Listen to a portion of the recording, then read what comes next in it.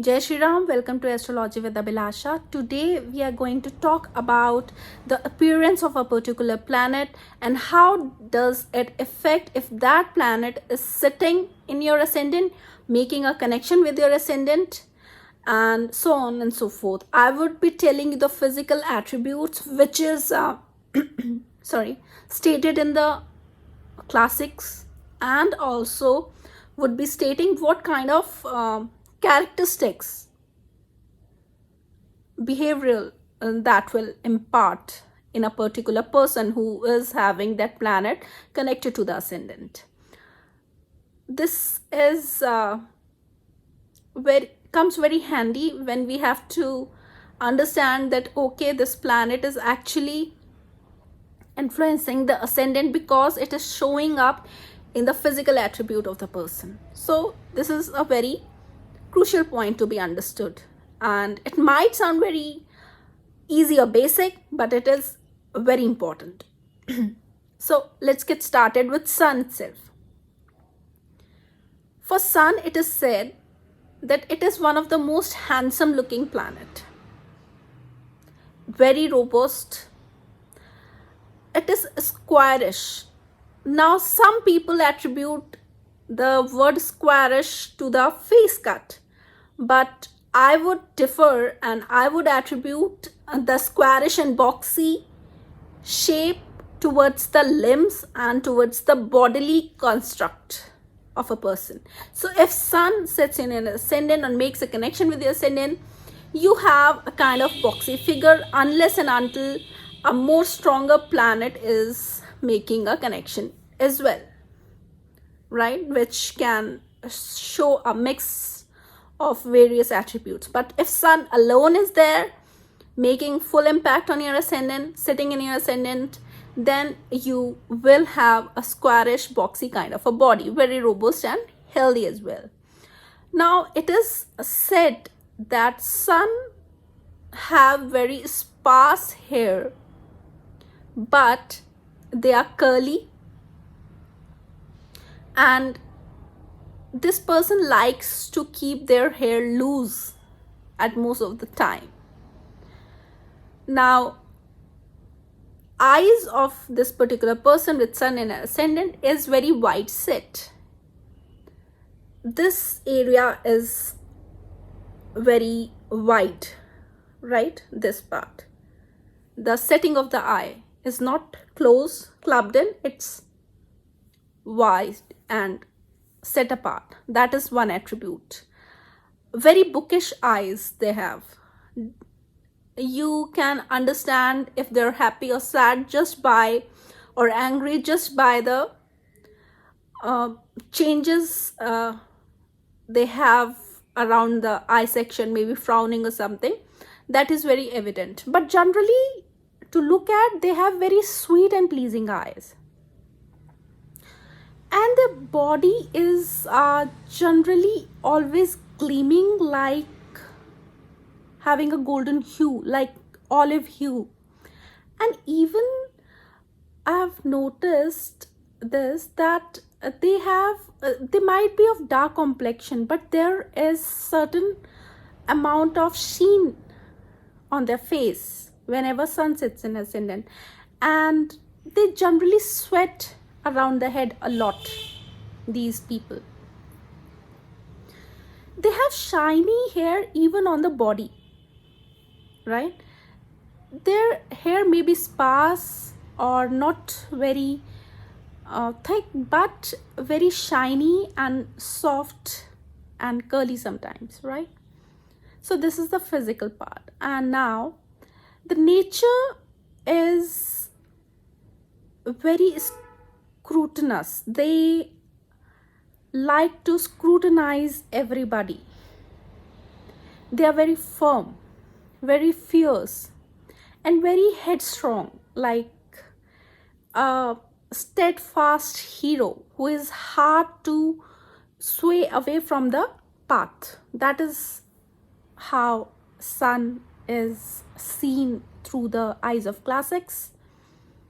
And they generally try to act very swiftly, but there is always a mark of cruelty whenever they are angry. So that's why Sun is also said to be neither a malefic nor a benefic, but a cruel planet. So there is this distinction. And they create the essence of the bone structure. Sun in the ascendant, or Sun is the karaka of the bone structure, right? Now coming to Moon. Moon is milky white, shining, very good looking, handsome again, because these two are the royal planets, with an appearance of smooth waters. Like you can see a moon person, moon, good dignity in ascendant, there is a strange kind of tranquility on their face, in their eyes. But if moon is afflicted, you can see constant flickering of eyes and constant touching of face, etc. if moon sits in the ascendant and become afflicted. But otherwise, they are very pleasing to look at, good looking, that is given, because moon, after all. Their hair are always fine, wavy. Eyes are very wide open, but sometimes very dreamy as well. They look very dreamy. Our body is very symmetric and beautiful. The symmetry of the body denotes their aspect of beauty. Very youthful, always loving, and always up for any pleasurable activity. Charming and very crisp form, very charming to talk to look at, etc. Now moon as the characteristic in your behavior gives a person very high intellect, wise. It also makes a person patient, and they are very courteous people. They are very courteous towards everybody around them. Courtesy comes to them naturally, right? They have good control on themselves regarding the social interaction. They always try to speak very kindly and softly in a low tone voice. They always like to wear spotless, fine garments. Now, fine garments, luxurious garments are always attributed to Venus, but moon is also the karaka of very lacy, very light and very cool kind of garments, which linen, etc. These kind of garments are attributed to moon as well. Now, as the description of eyes is given in the classic, they have a very joyful kind of appearance in their eyes. Sometimes we see at a person and we feel that that person is always smiling. That person might have moon in the ascendant, and that is the cause that they always have a pleasing, laughing eye, very sweet to look at. The nature of this person is more towards the feminine quality, and they are very empathetic, and they want the same kind of behavior to themselves from others. So this is the moon part.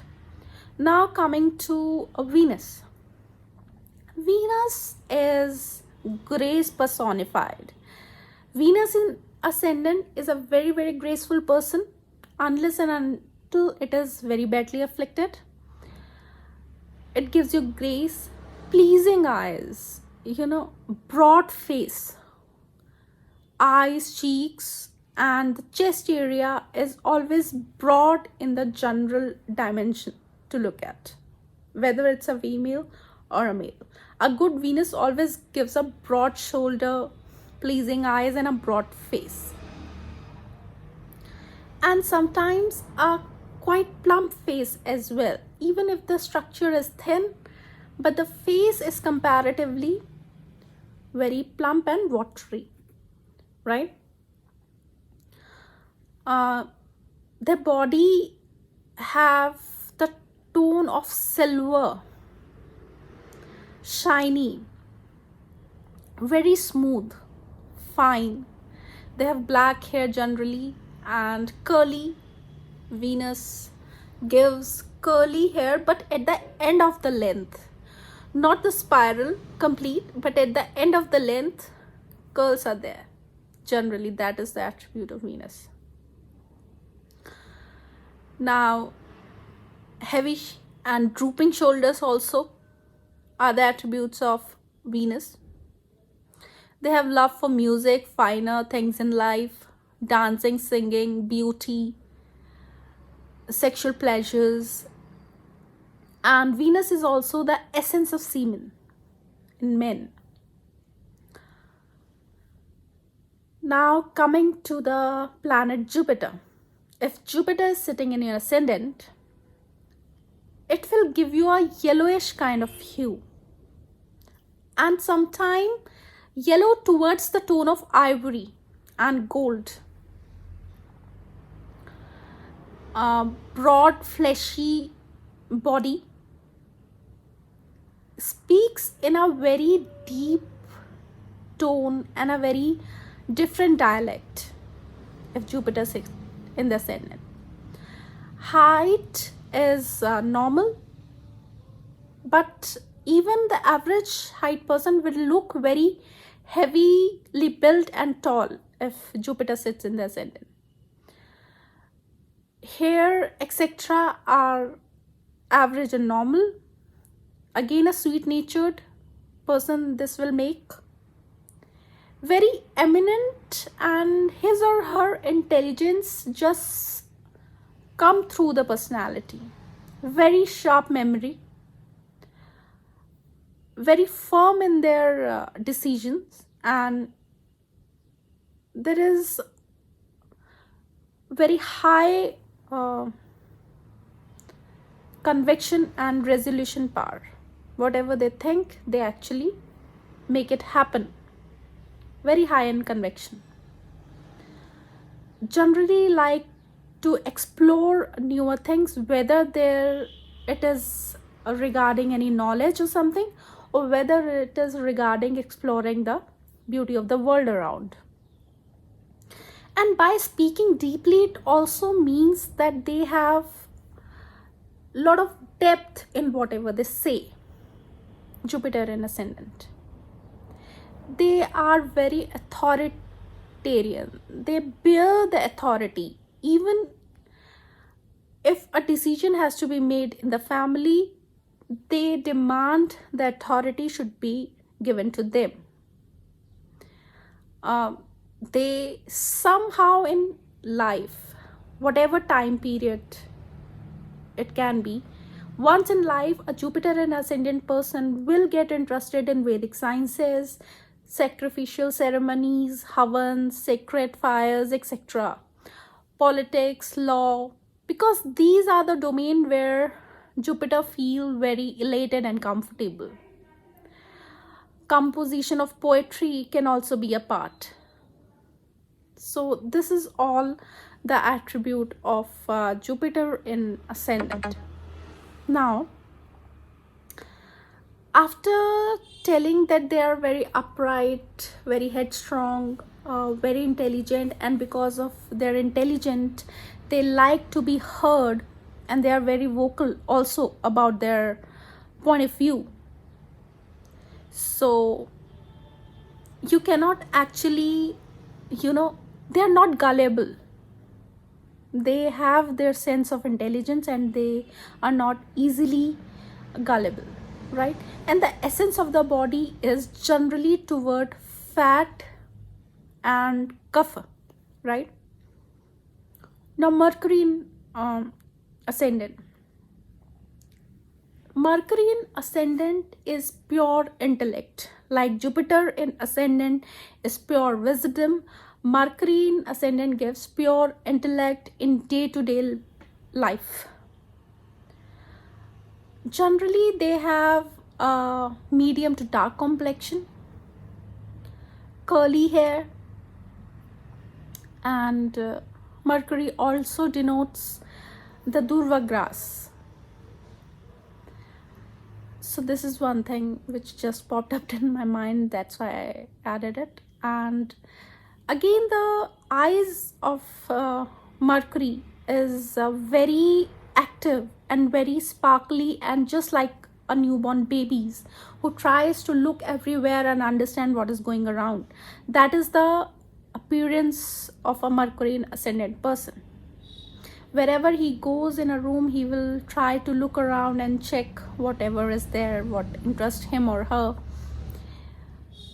Very eminent, very popular in friend circle, because when Mercury sits in ascendant, it makes you a very jovial, a very happy-go-lucky kind of a person, if it's not afflicted. And you know, these kind of people are the life of the party, right? They like poetry, craftsmanships, also interested in arts, charming because of their gracefulness and the jokes they crack. All right, they generally gives a greenish hue as well, dark but some greenish hue, like veins etc. can be towards the greenish side. Roundness is also attributed to Mercury. Speech is clear and always cheerful, and you know, they talk in pun, like sarcastically or with a satire. The comedians and satirical people who are talk in a comic but satirical way generally have a Mercury in ascendant. They'll just crack up one sentence in the gathering and everybody will be like, oh, what did he say, right? That is the attribute of Mercury in ascendant. And now coming to Mars in ascendant. Mars in ascendant makes a person hot-headed and passionate. Their appearance is always very flamboyant. See, if Mars sits in the ascendant, and it gives a robust body, a shiny reddish kind of a body. Corners of the eyes, these corners of the eyes are always red and pink, if you see generally. Sometimes it's also give a squint in eye, Mars in ascendant. All right, some cut or marks on face is also seen when Mars sits in the ascendant, because after all, he's a warrior, and the guts and the wounds of the war always shows up. So that is the reason. So that also says that if Mars is making a connection to your ascendant, be rest assured that you have to fight a war in your life once in your lifetime, right? And also Mars in ascendant person, whatever this person might say, they cannot live without the pleasure of the body. That is one thing which is very commonly seen. Even at the later ages, they will always seek a companion, whatever name they give to the companion, but they always seek a companion even at the later age, if they remain unmarried or get divorced or something etc. But a companionship is very necessary for them, all right, because actually they need an army The army chief is not a chief unless he have a battalion or an army behind him. So they need interaction always. Unless and until it gets negated by a separative planet like Ketu or Saturn. But generally, not even Saturn. Saturn can aggravate this. I would say only Ketu can nullify this effect. But otherwise, Mars in ascendant will make you a very colorful kind of a personality. It'll give you multiple affairs, whether you are a woman or a man, and you like to hide it under different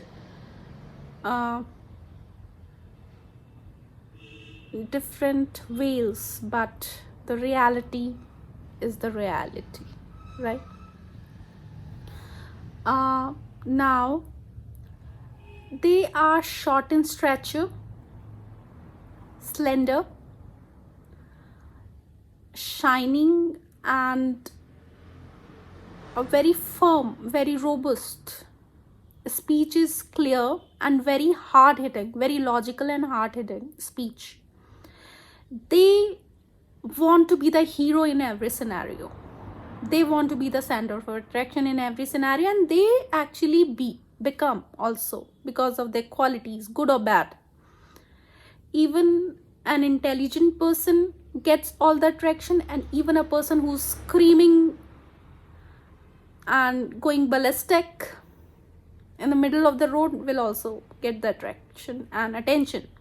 So they just need attention, right? Good or bad, that depends on the quality of the Mars. They like to be always on a destructive or killing spree. Destructive of bad things as well, sometimes good things as well. But they need constant action, and sometimes they drive this action from constant agitation and constant upheaval, which they themselves are the epicenter of, right? So anything which is creating a warlike situation in your life has to be attributed to Mars. Any fight you have to battle out in your life have to be denoted to Mars. So if you are having a very topsy-turvy life, even you can skip checking your horoscope. It's a general attribute. If you have a conflictful life, if you have conflict with each and every person in life, whether it is your son, your daughter, your wife, your husband, parents, you should remedy Mars. Irrespective how good, even if it's exalted in your chart, still, if this is the scenario, you should remedy your Mars. I've seen certain cases where Mars is in exaltation or good dignity, and still the person is extraordinarily passionate, fond of company of men and women. Always they can, go to any extent, bear any kind of loss just to have the company of the other person, right? So that is the context which you have to be very watchful about. Very vigorous, and lot of strength is there in this person. They can work tirelessly, but you have to check the position of Saturn as well. But if Saturn is also in good position and Mars in good position, they can work endlessly and tirelessly.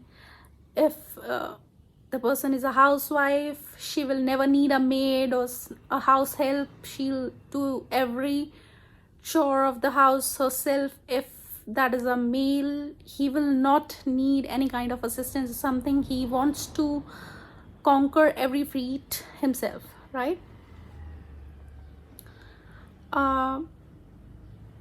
Now the other planet, Saturn. Saturn has brownish appearance, very expressive sense in the eyes and always gazing onto the other person as if a piercing gaze, as if he's trying to x-ray you. If you meet a Saturn and ascendant person, and at first he might look here and there, but once he set his eyes on you, he will look you with such a piercing gaze that you can be intimidated by that gaze. So that is one attribute which I've noticed. Strong built, but there is some sense of droopiness, hunch in the bodily construct, very thick coarse hair, and even they have nails which are extraordinarily thick and hard, and sometimes they have these blackish marks on their nails as well. Teeth are very prominent. Sometimes they are discolored or prone to getting broken also. Saturn is said to be a mean and a planet which is known for inflicting sadness onto the native. So if Saturn sits in the ascendant, it makes a person kind of very aloof. He speaks in a manner which can be very piercing for the other person and hard to just listen and let go. You know, sometimes to avoid a fight, you just listen and let it go. But if Saturn sits in the ascendant and that person speaks in a harsh tone, it becomes unbearable, because it's like he or she is rebuking you or just hitting you with words, right? Tall, thick thighs, generally dark in complexion, and the tone of skin is also very rough. The texture of his skin is also very rough. Similarly, just like the hair, etc. Okay. Maliciousness is, they have the mastery in maliciousness sometimes. But if they have controlled it, if the Saturn is in good disposition, it will take them to the spiritual and the aloof path. They would be on the verge of abandoning things at any given point of time. They can easily abandon joy because they kind of hate joy. They, find relief in some kind of sadness always.